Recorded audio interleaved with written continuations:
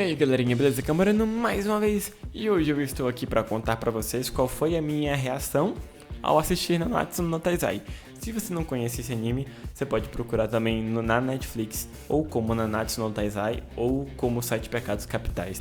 A história em si, se você não conhece o anime, obviamente, porque eu acho que 99% desse pessoal que tá assistindo esse vídeo veio aqui porque conhece o anime. A história, ela se passa ali mais ou menos no Reino de Leones, 10 anos depois de 7 guerreiros incríveis que do Reino de Leones terem sido acusados de trair o reino, tentar dar um golpe de estado e aí matando o chefe dos Cavaleiros Sagrados. Eu não posso esquecer esse nome.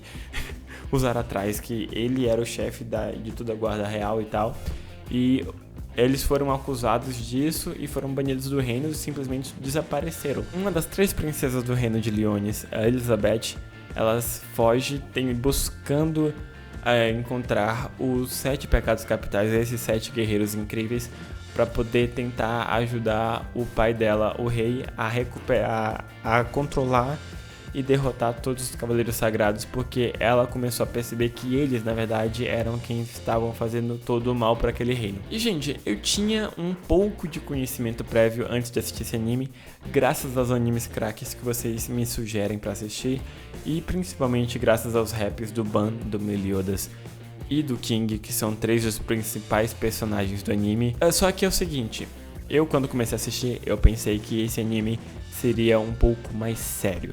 Obviamente, todo anime, assim, com a história um pouquinho trabalhada, tem uma pegada um pouco mais séria, tem algo que te prende ali, que você tem que prestar atenção, tem que pensar, te faz raciocinar. Mas esse anime em particular, ele tem uma área cômica muito maior do que eu imaginei, mano.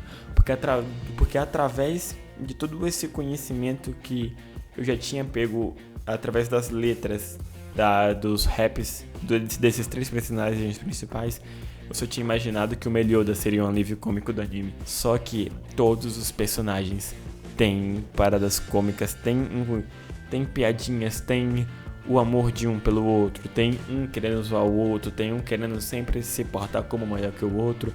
Então essas mini briguinhas entre os personagens ali me deixou muito feliz, mano, porque eu realmente não esperava, eu fui surpreendido, eu gostei muito disso. Gente, não me surpreendeu, mas me admirou a forma como cada um dos personagens de cada um dos 7 pecados capitais demonstra na sua personalidade o quão esses pecados são ligados à sua personalidade, mano.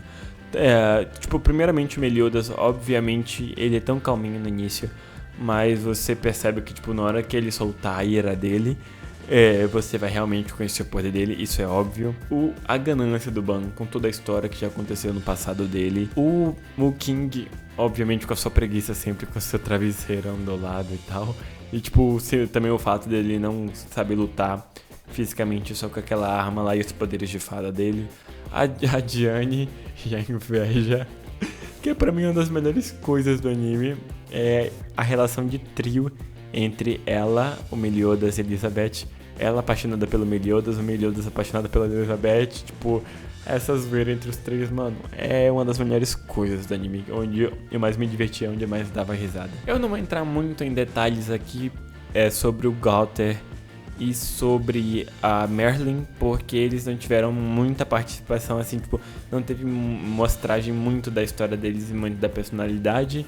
Então eu não vou comentar muito sobre eles, porque eu não tô com medo de falar merda e vocês ficarem me xingando nos comentários. Eu não quero me arriscar a falar algo errado desses 2 personagens. Gente, eu já ia esquecendo, eu não posso esquecer de falar do Rock, aquele porquinho capitão do clã dos limpadores de restos. Eu acho que esse é o nome certinho do que ele falava. Mano, ele é um dos melhores personagens do anime, se não for o melhor. Eu gosto muito da forma como ele tem uma relação completamente diferenciada com cada um dos personagens principais do núcleo bom, e a forma como ele trata todo mundo do lado errado, do lado malvado, mesmo sabendo que ele é muito mais fraco do que todo mundo. Ele sempre bate no peito e fala, eu sou foda, ele começa a xingar, começa a arrumar confusão, eu acho muito engraçado. Ele chamou a minha atenção, não só a minha atenção, mas também de uma amiga que depois que eu assisti o anime eu recomendei, ela já tá apaixonada pelo Rock.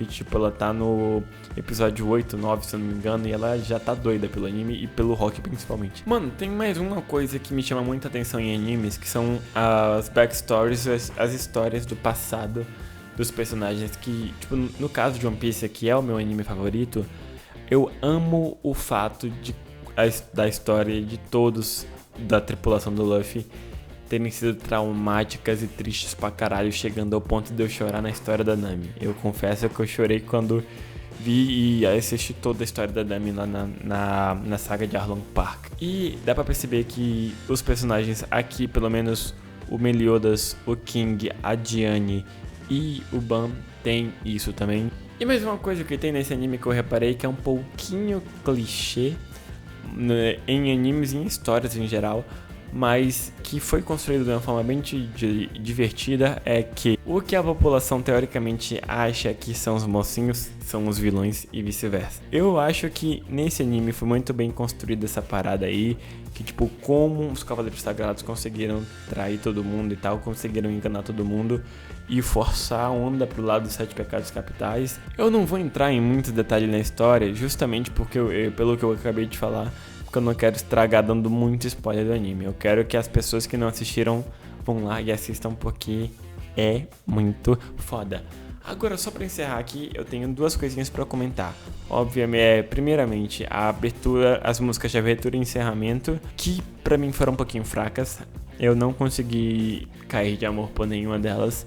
Eu realmente pulava tanto a música de abertura quanto a música de encerramento, porque eu não consegui gostar. Mesmo eu gostando muito do anime, eu não gostei muito da música de abertura e de encerramento. E a dublagem, que eu assisti na Netflix, tem as versões com o áudio em japonês e com áudio em português. A dublagem tá muito legal, tá? Eu assisti, tipo, metade dos episódios em português, metade dos episódios em japonês, com a legenda em português, obviamente, né? Pra poder fazer essa comparação. E eu me impressionei com a dublagem, velho. Sério, ficou muito bem. O trabalho de dublagem ficou muito legal. Tipo, até algumas vozes do anime original em japonês são semelhantes aos dubladores aqui no Brasil. Agora aqui, pra finalizar, vamos resumir o que pra mim foi Nanatsu no Taizai. Foi uma excelente experiência, foi uma excelente sugestão que vocês me deram. Espero que vocês continuem com essas sugestões. E eu quero saber também de vocês quais os próximos animes que vocês querem que eu assista e que eu dê a minha opinião aqui, porque eu tô bastante curioso. Tipo, vocês já me sugeriram Tokyo Ghoul, eu assisti a primeira temporada e eu quero assistir logo a segunda pra poder comentar as duas de uma vez. Vocês já me sugeriram Hunter vs Hunter. E aí eu quero saber também de vocês, além desses dois animes, quais os outros que vocês querem que eu veja? Porque esses estão na lista, tá? Esses estão na lista, eu vou terminar e vou fazer vídeos aqui nesse formato, como vocês gostaram, como eu perguntei pra vocês e vocês aprovaram essa minha ideia.